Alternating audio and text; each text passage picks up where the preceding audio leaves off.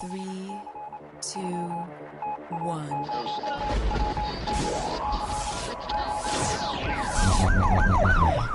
We'd like to welcome you to another edition of Grok Talk, brought to you by New Hampshire's leading conservative blog site, GraniteGrok.com. We are your feared, extremist, right-wing, hard-charging, gun-toting, opinionated, outspoken, rabble-rousing, letter-writing, radio microphone stomping conservatives and rational libertarians. So get ready for more news and opinion you could only get from GraniteGrok.com.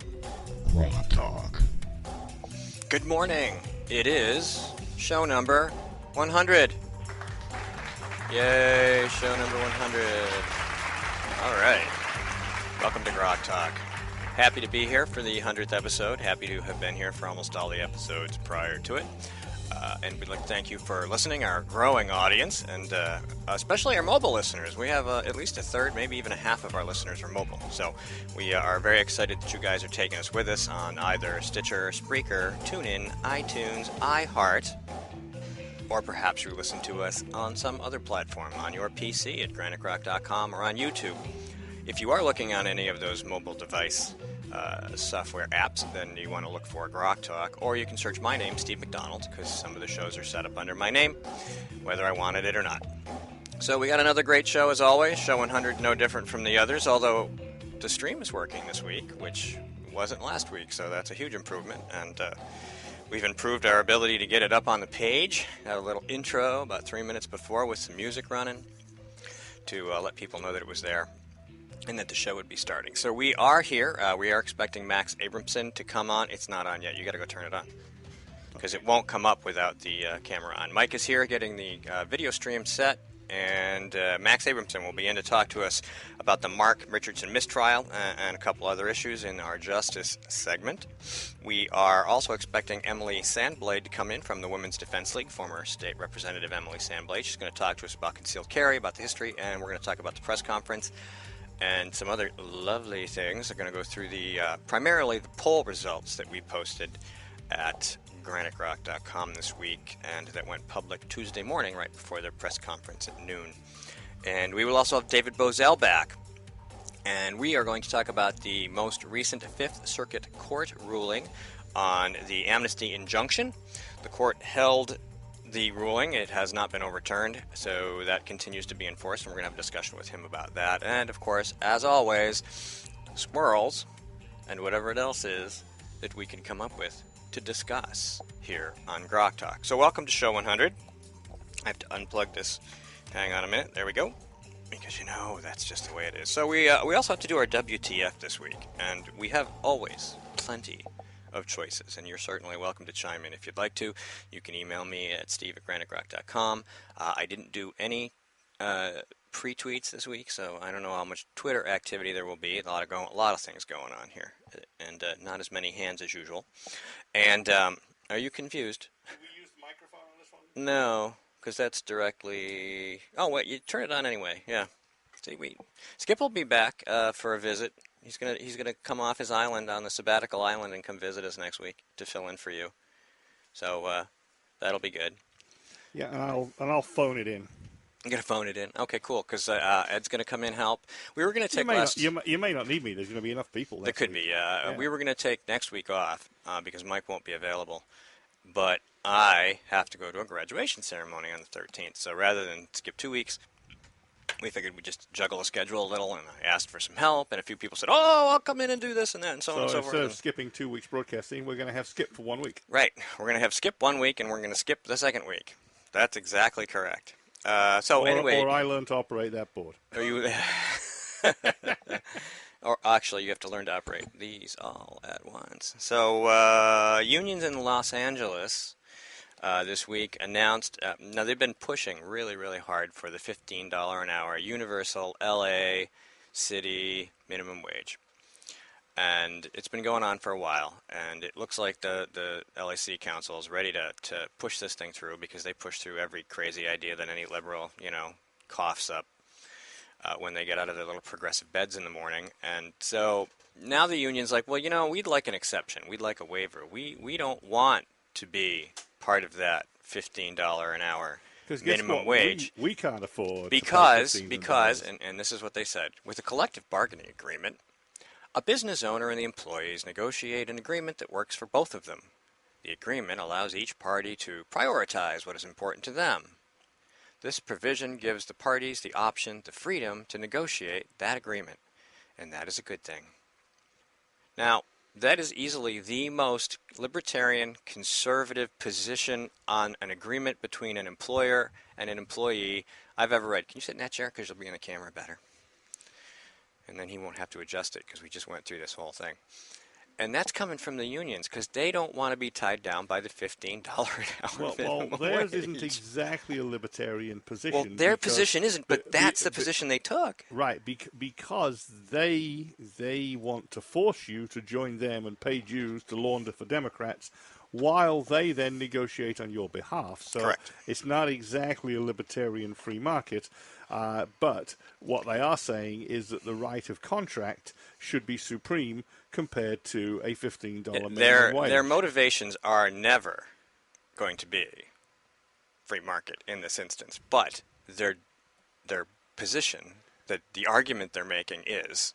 So I just found that to be fascinating. We also had Senator Jeff Woodburn, who, in regard to some tax cuts that were proposed in the budget, said that for small businesses, the Senate has proposed cutting the BPT by 0.4% and the BET by 0.075% in total by the end of 2019. So it's tiny. It won't make a huge difference, but they're trying to send a message that, look, we really are serious about improving the business environment.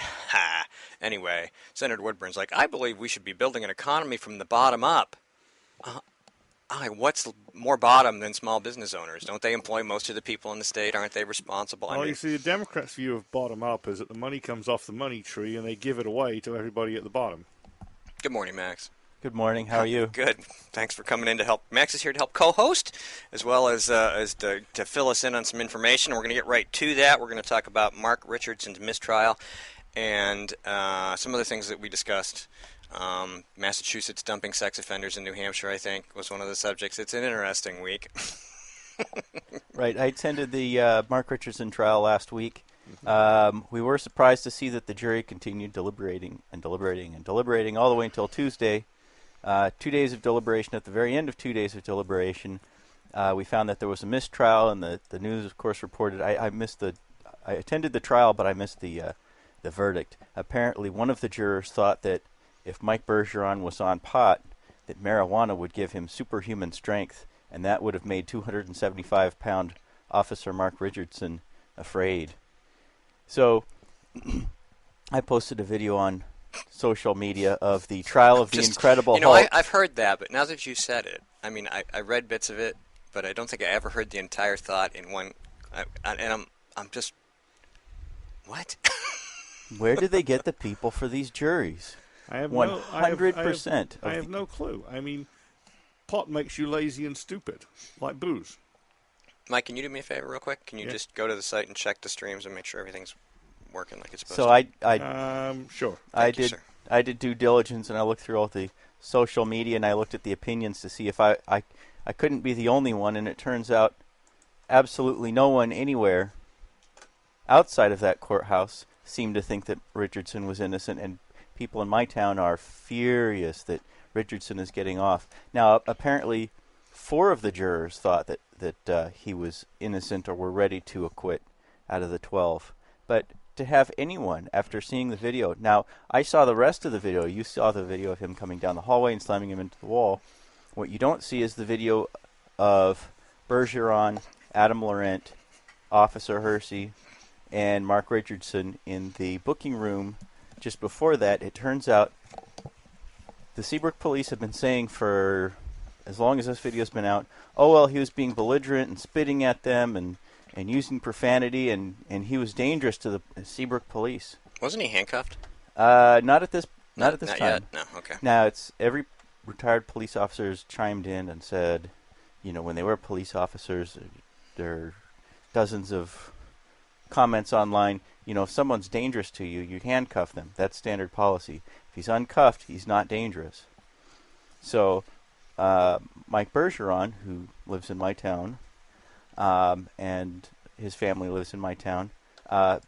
Mike Bergeron was not handcuffed. He was just being walked down the hall. It turns out, right before this incident happened, Mike Bergeron is standing up. He didn't assault officers, as they said. All he did was at one point, he's up like this with his arms about. He touches, doesn't even lean into, touches Officer Laurent on the shoulder patch to get his attention, and that was it. Laurent goes off immediately, grabs him by the throat. He's wearing blue latex gloves. Grabs him in a chokehold and pushes him down to the seat and blows up at him.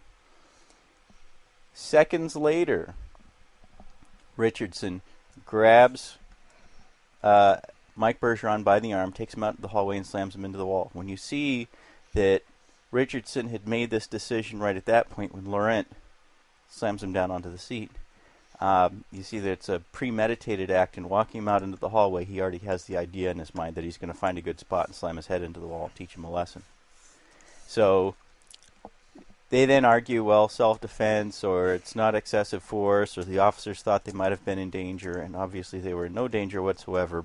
Mike Bergeron weighs a little bit less than half of what Richardson weighs, and there are 4 officers out there, and none of them appears to be in any danger, and the fact that they're laughing this off, having a great time, seems to show that they don't feel that they're in any danger. Now, the Attorney General's office had 2 prosecutors going at this case, and they made note of some of these things, but the video really tells the story. It's the whole video from the Sally Port. It's about a little over 20 minutes of video from the Sally Port to the booking room to the hallway and the fingerprinting room. It's pretty obvious that Bergeron's not a threat to anyone. He's just being a douchebag. And I think everyone who was in the courtroom who saw that video, I think it was pretty obvious that it was just a violent attack. Now, what they did not testify to was, and what was not allowed in as evidence, was the fact that Mike Bergeron was struck so hard that it caused brain damage. Chipped a tooth and left a permanent bump on his head and so forth, and those are not generally considered serious bodily injury for purposes of felony assault. However, he did suffer permanent brain damage, and the people who know him, including his family, know that he suffered permanent brain damage from all of this. So Richardson has done some serious damage to him and is apparently getting off, although we don't know if he's going to be retried or not. Yeah, I know they said they could retry it. I'm in favor of a little public lynching here. Well, that's sort of what they said. It was the way that the Seabrook Police Department casually and habitually handled it. Bergeron was forced to accept a plea deal under threat of they were going to lie about what happened. They were ready to go to the stand and lie, as they do all the time, as they did in my self-defense case. Now, of course, all of this presents Lori materials on Officer Hersey, who testified, but also Sergeant Wasson, Officer Bucheri, Officer Tetro, some of the other police officers involved in my self-defense case, involved in the investigation there. So this may result in a new trial and hopefully get a second shot at that. Who's going to vet these? Who's going to vet these jury candidates? Because apparently the Attorney General's office didn't do too terribly good of a job. Usually the prosecutor has access to the jury list. You have to rent it. It's something like $150 to rent the jury list if you're on the defense. Now the prosecutor can go back and look at everyone's criminal records, see if they've served on a jury before. They can get access to personal information. They can go look up jurors and without a warrant, they can get access to your Facebook account and see what you've said, and they remove jurors who appear to be inclined to acquit. So the prosecutor here would be the ones prosecuting on behalf of Bergeron, right? Right. I'll just make sure I got it the right way around. Attorney General's office. Now, in the past, the Attorney General's office has always come in when there are allegations of rape, dropping charges in exchange for a blowjob. That's happened twice in the last 2 or 3 years. Falsifying reports when there's evidence, when there are formal complaints or there's evidence of criminal wrongdoing, the Attorney General's office has come in and poo-pooed things.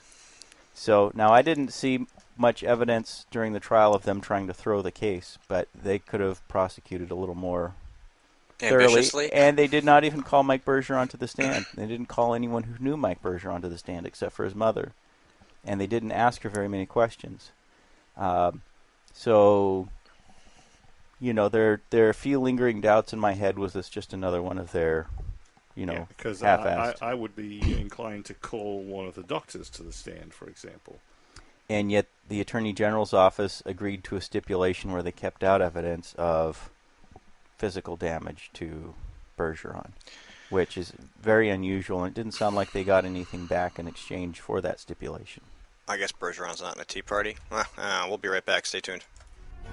This is a coalition of New Hampshire taxpayers. We're located at 8 North Main in Concord, New Hampshire. This is the repository for all things conservative and municipal. So if you have a problem in your town, your school, your budget committee, the right to know law, and now, at the top of our list is voter fraud. You have a tip for us, some information for us, you want to join or help us out, cnht.org.